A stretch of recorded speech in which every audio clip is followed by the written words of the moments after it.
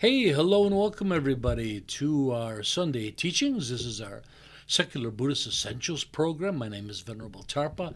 I'm pleased to be here with you all. And hey, I think the program's going pretty good. I've been getting some nice mail over it. People are enjoying it. I do have to say I'm a little under the weather today. My apologies. I have a bit of a cough and I'm a bit low on energy, but I'm not too bad off. But if I do have to cough occasionally, my apologies. I am rarely sick, so I can't complain. Hey, so we're again moving through part one of our Secular Buddhist Essentials text. We just finished the introduction, talked about adaptation, and now we're kind of towards the end of that. And now we're going to move from, we were talking about Buddhism within India and the spread of Buddhism out of India. Now we'd like to talk about later Buddhist traditions, which basically means the modern traditions of Buddhism that we know today.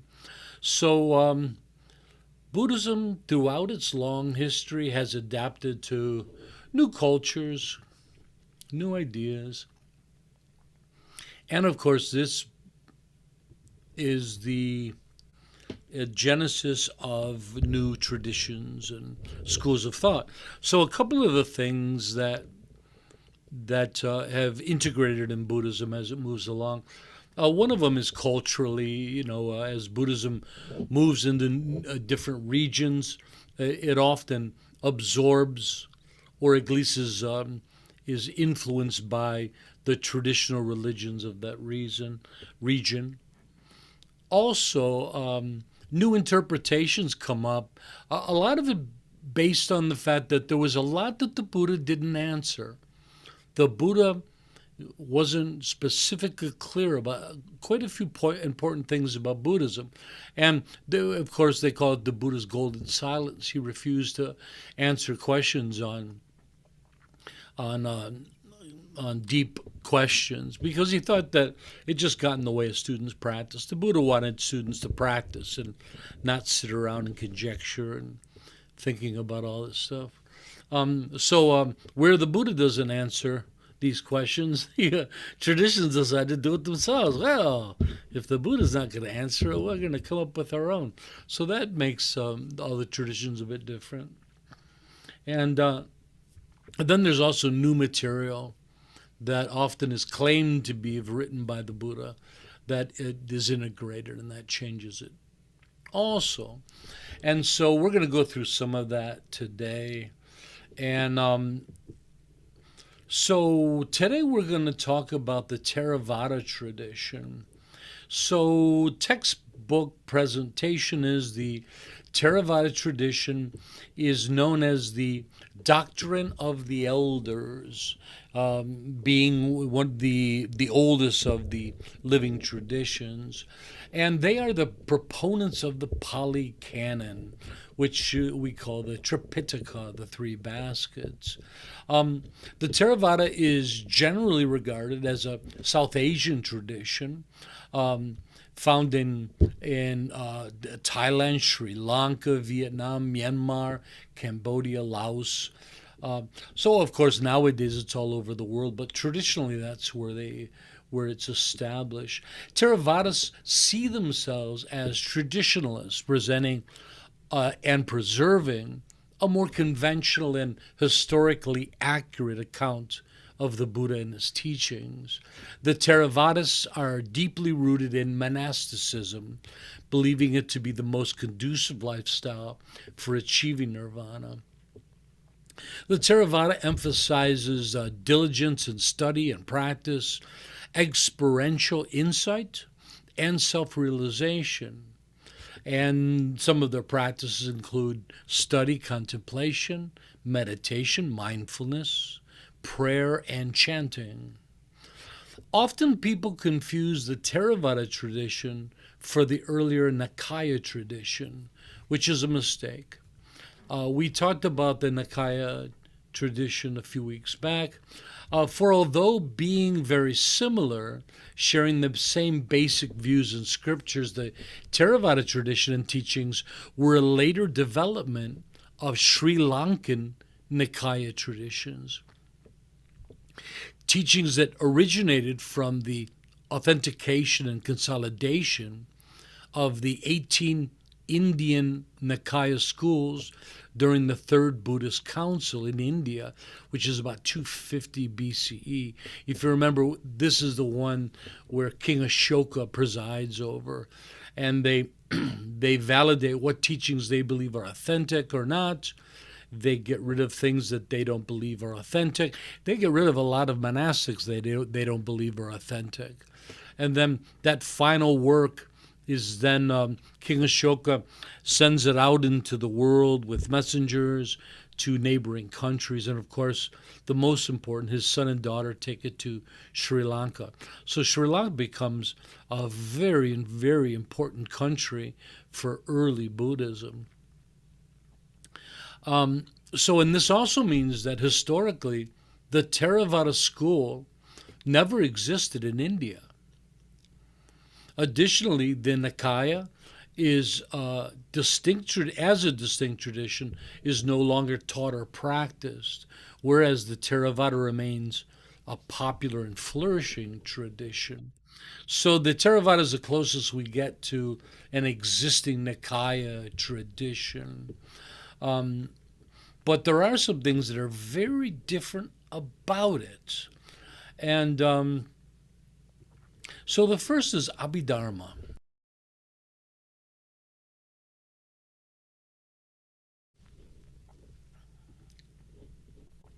So when we talk about the Tripitaka, the Pali Canon, Tripitaka means three baskets, and that's Vinaya, which is the Buddhist teachings on proper conduct, the basket of sutras, which are the philosophical and teachings of the Buddha and close students, and then we have the Abhidharma.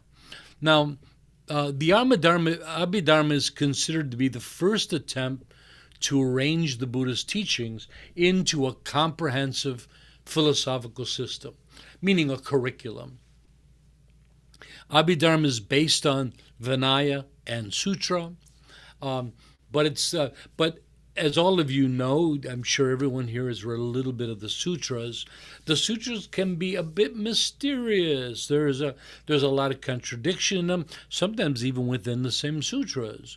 And so something like this was definitely needed for study.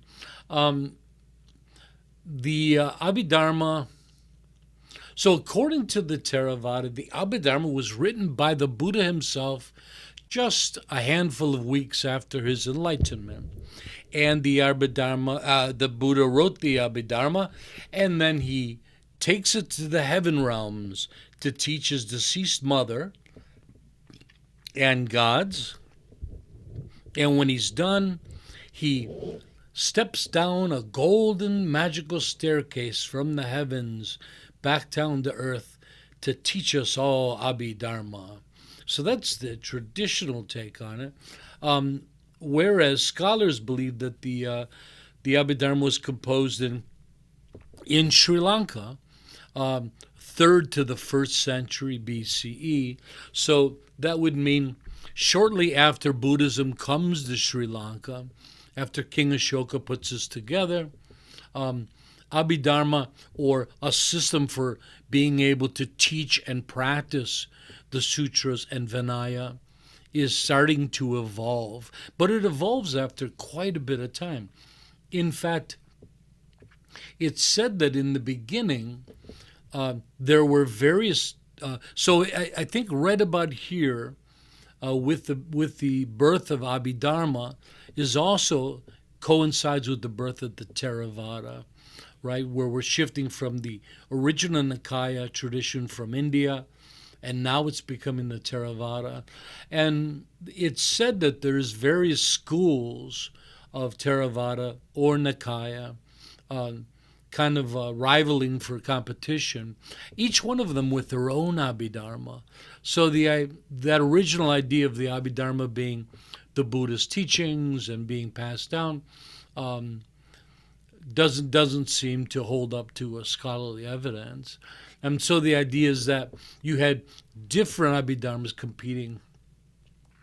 And and eventually it kind of combines into one. And then Abhidharma is shared in all of the Buddhist canons. There's Abhidharma in the Pali Canon, the Chinese Canon, and the Tibetan canon as well. Um, so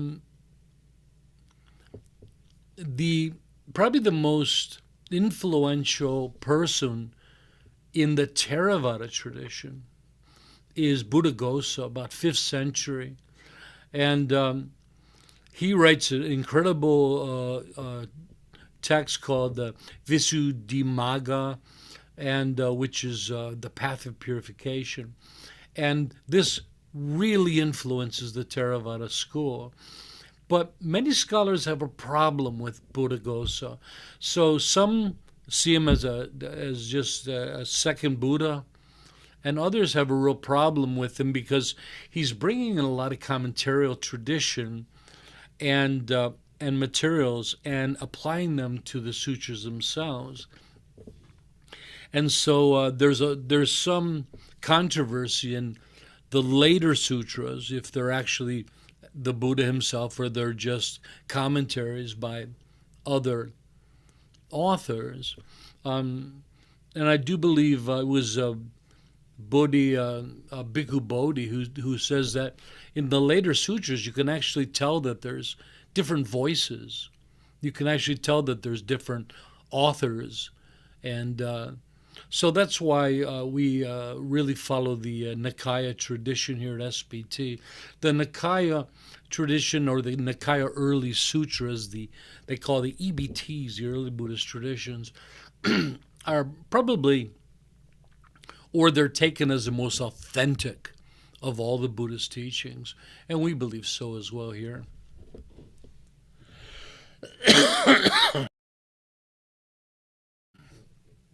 Sorry, I didn't get the mute button in time.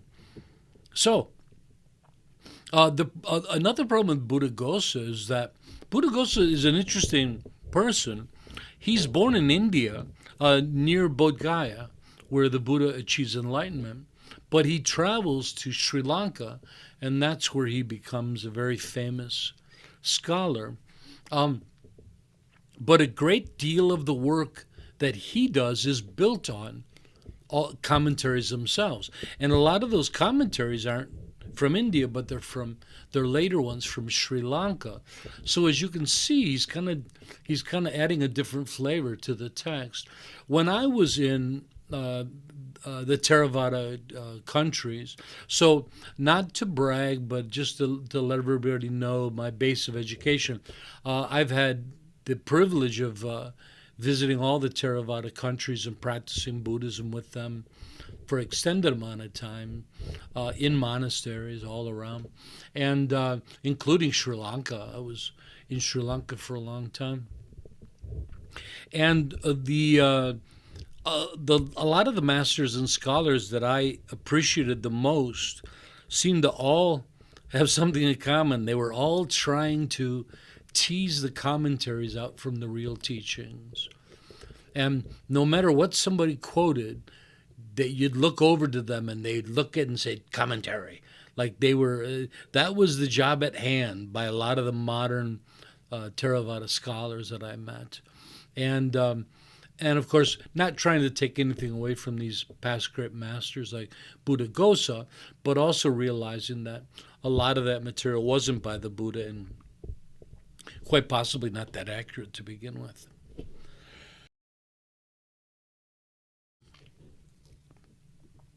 Hey, any questions so far?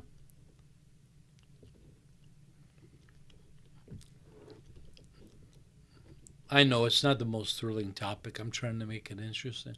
Hello, Ms. Wangmo. I do have some cool stuff to share, though. Do they sometimes refer to Buddhaghosa just as Abhidharma? Because feel like I've heard this story before, but he was just referred to as Abhidharma. I've never heard him You've addressed. never heard that before? Okay. No, and he's not the author of Abhidharma. Abhidharma was a lot of loose pieces that were put together. Abhidharma was constructed over many centuries. So there's never been an individual called Abhidharma. Not that I've ever heard of. Wow. I just watched a whole teaching on this yesterday, and they referred to him as Abhidharma through the whole teaching. Maybe it's common in some countries, but I haven't heard of Okay. it. Okay. Thank you. Yeah, David, please share. I've always thought that the Theravada and Hinayana were the same thing, only the Hinayana was a kind of insulting name or taken as an insulting name. Is You're that right? Is exact. that the same? You're exactly right. Yeah. Mm. So Hinayana was a term that the Mahayana came up with. Mahayana, Maha meaning great, Yana meaning raft, Mm. and Hina meaning small or lesser raft. And so yeah, and it became unpopular to use that term anymore. But when I was studying, it was always well. No, no let me make something clear. The Theravada were never called the Hinayana. It was the Nikayas, right? The Nikaya Okay. tradition, and so Nikaya is actually a new term. So they wanted to do away with the term Hinayana, and so they started using the word Nikaya. Nikaya means collections. So the original term Nikaya was collections of Buddhist schools. There was the 18 schools of Buddhism in India. And then they used the same term for collections of sutras. So the Nikayas are called, the sutras are called the early Buddhist teachings, the EBTs. So though people will use the word Hinayana for Theravada, technically the Theravada were not the Hinayana, Okay. Thank you. if we want to be precise. Ah, you're welcome. And so um, the Theravada see themselves as the only authentic presentation of the Buddhist teachings. Now, of course, that's not all of them. There's some moderate ones, but generally that is. They see the Mahayana sutras as completely made up. They don't believe the Buddha ever taught them, let alone the Tantra traditions of Vajrayana. Um, and what's kind of funny is they kind of do almost the same thing. They present Abhidharma as taught by the Buddha himself, in which clearly it wasn't. And so that's what the Mahayana teachings are as well. They're supposed to be further teachings by the Buddha. And again, scholars say, well, clearly that's inaccurate. They're written. We know that they're written much more around the second, third, the centuries BCE.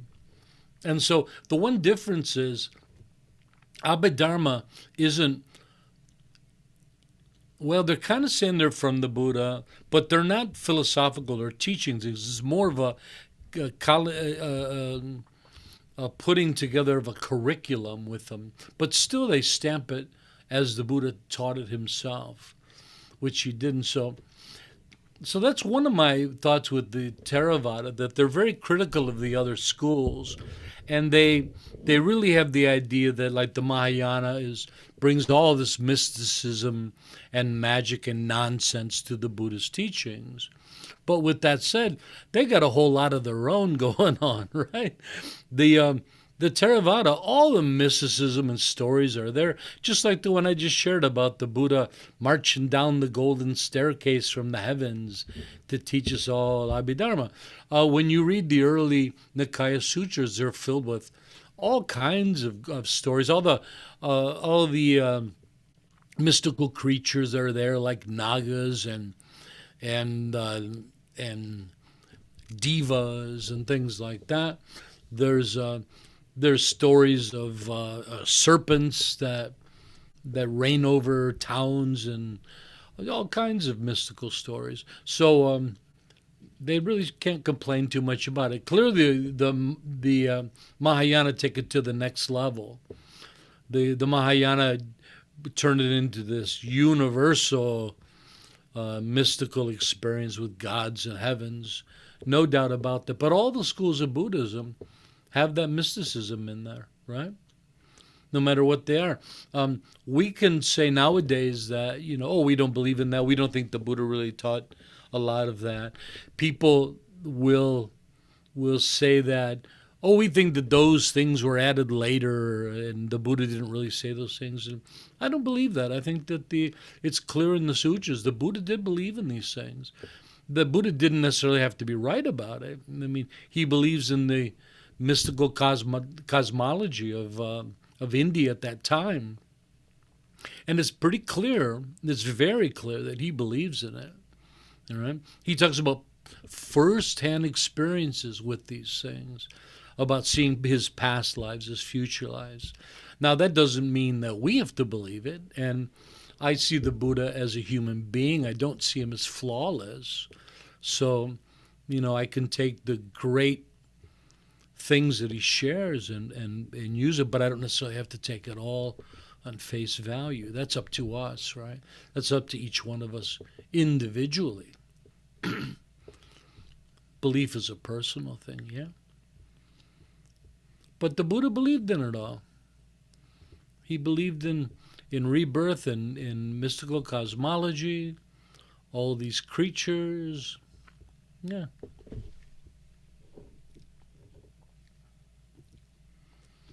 And one of the reasons I think the Mahayana is quite, what's the word, tough on the Theravada schools, because I think the Theravada kind of just dismissed any of their values or any of their beliefs right off the bat. Just nothing that they could believe in. And I think the Mahayanas kind of are offended by that, and so they actually fight pretty bad against the Theravada, especially against the Abhidharma. And a lot of the Mahayana teachings, according to some great scholars, modern scholars, are actually there to rewrite that, to take the place of the Abhidharma. Padma?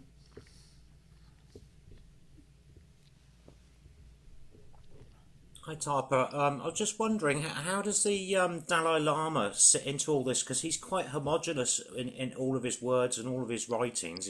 He's inclusive of everybody, very cleverly inclusive of everybody, and he doesn't really bias towards one way or another. Are you saying I'm not? What I think you're more secular leaning, and that's why we're here, isn't it? But I mean, the Dalai Lama himself is very eloquent in the way that he makes Diplomatic.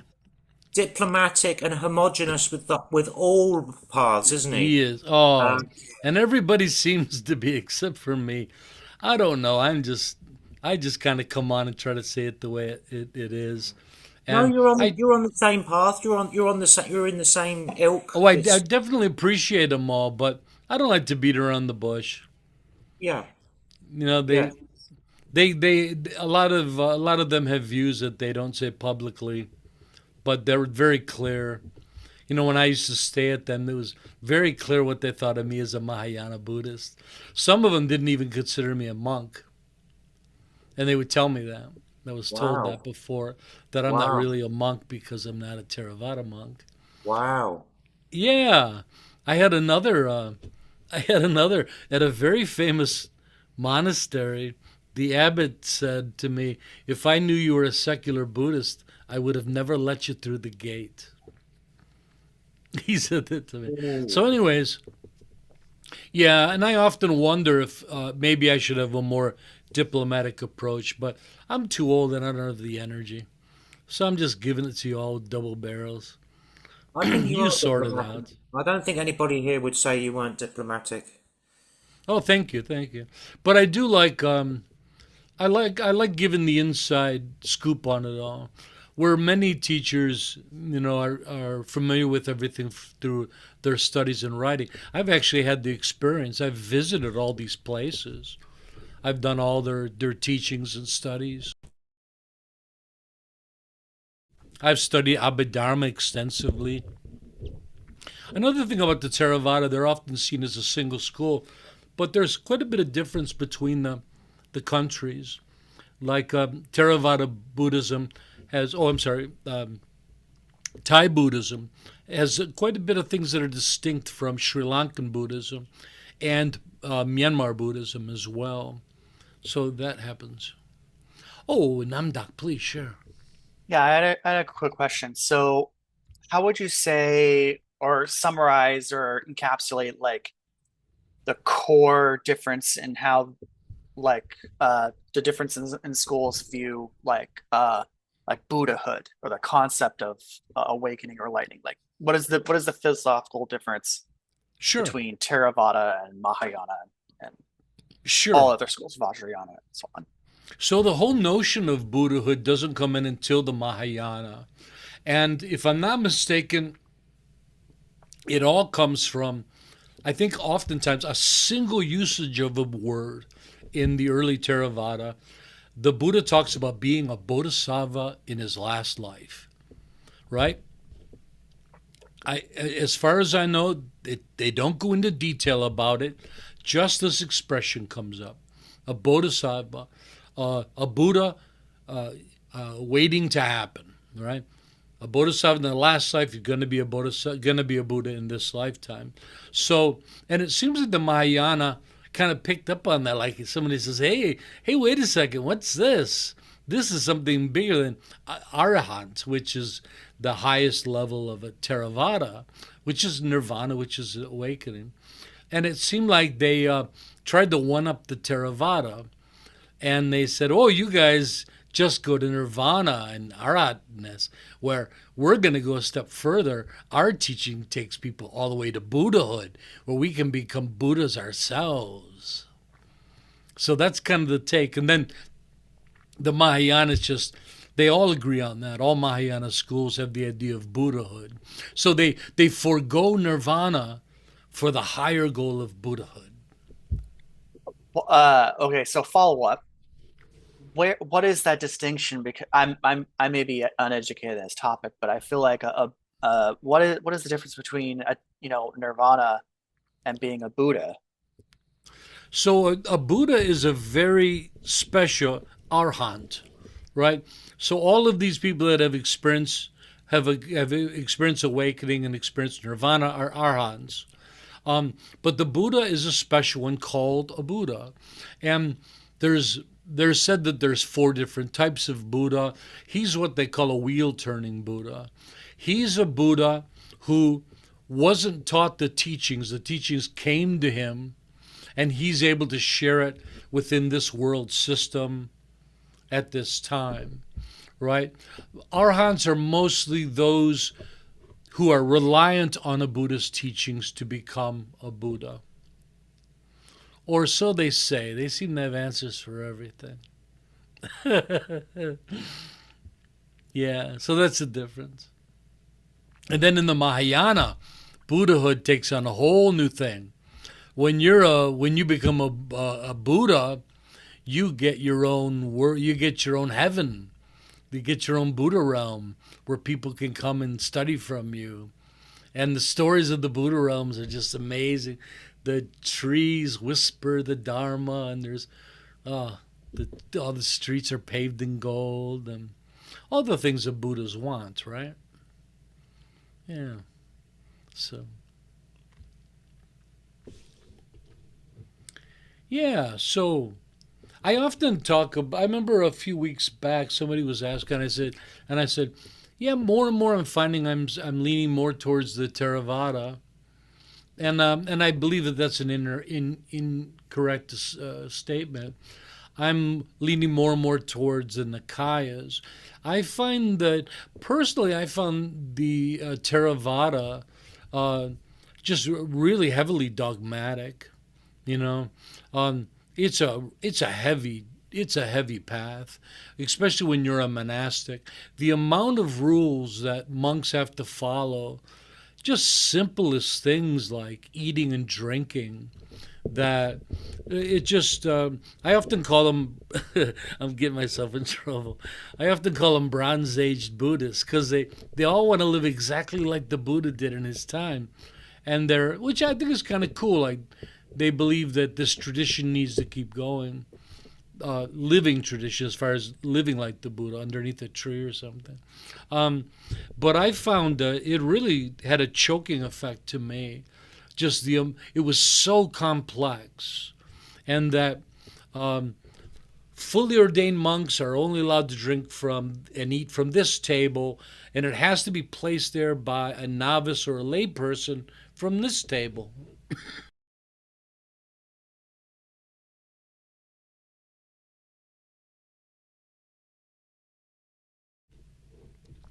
I'm still with you. Sorry about that.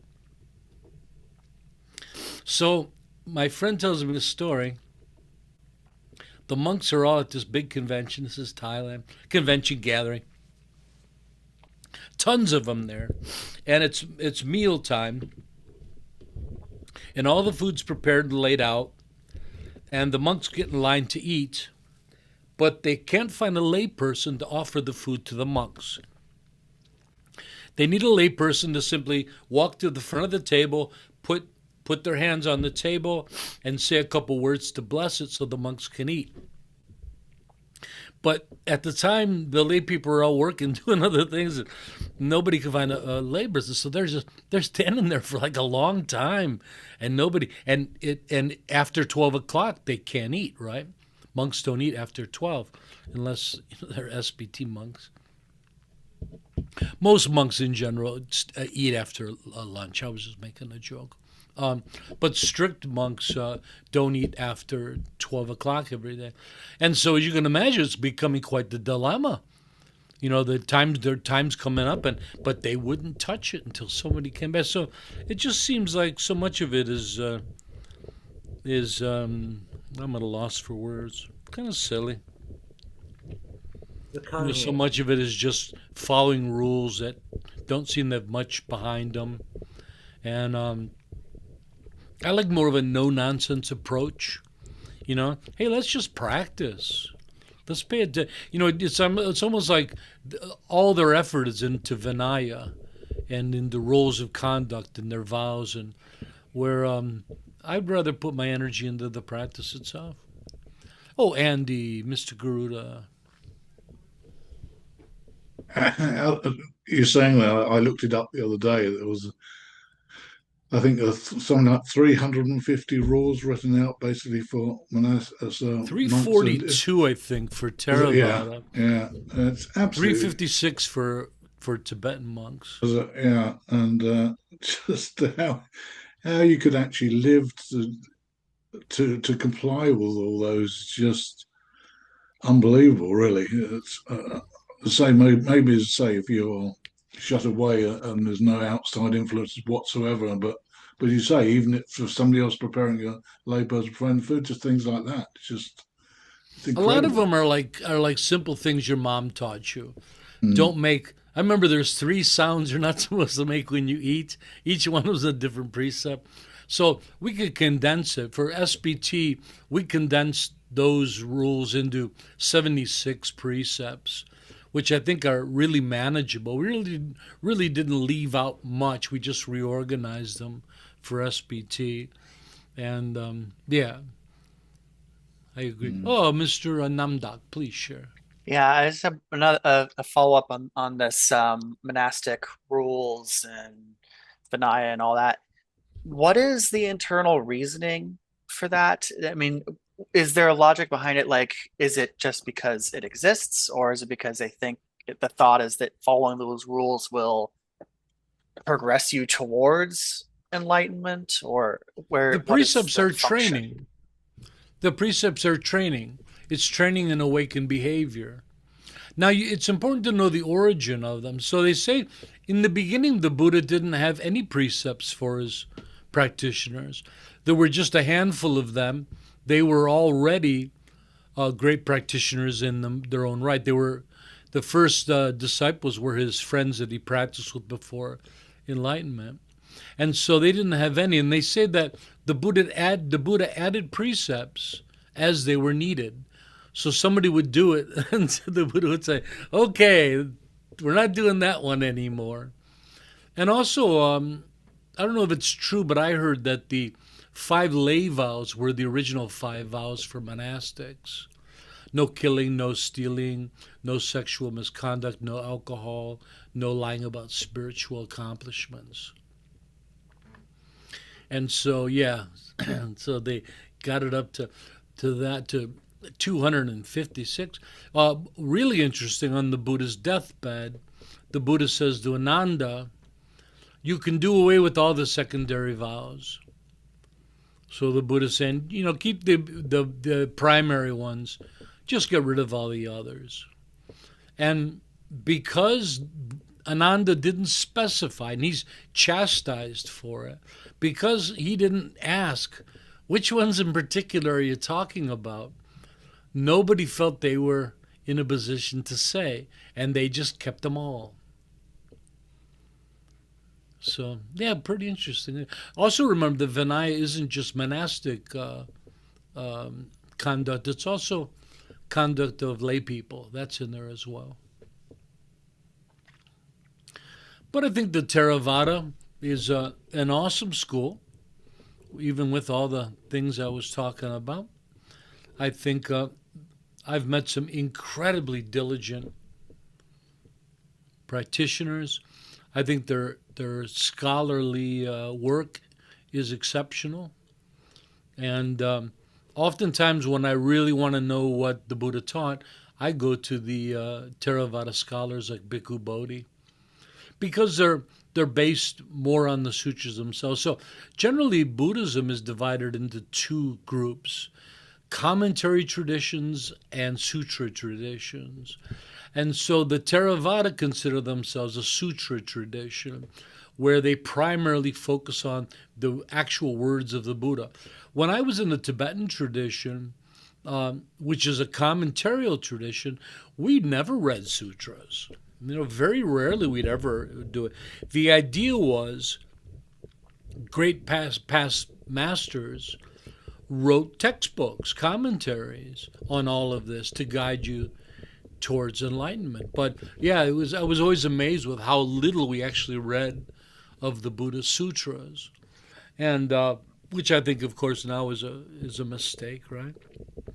So, but the Theravada called themselves a sutra tradition, and yet most of their material is commentarial to begin with. The Abhidharma is all commentarial. And the good Buddhaghosa, a great deal of his material is commentarial.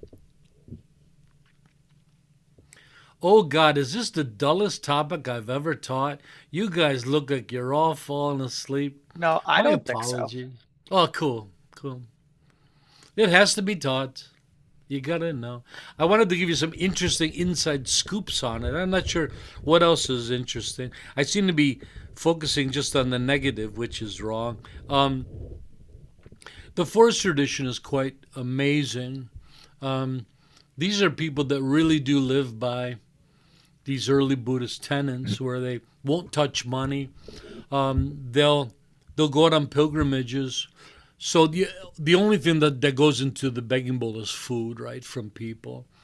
And they'll go on pilgrimages on foot, barefoot, for huge amounts of time, and only living like that, not knowing where their next meal, sleeping under a tent.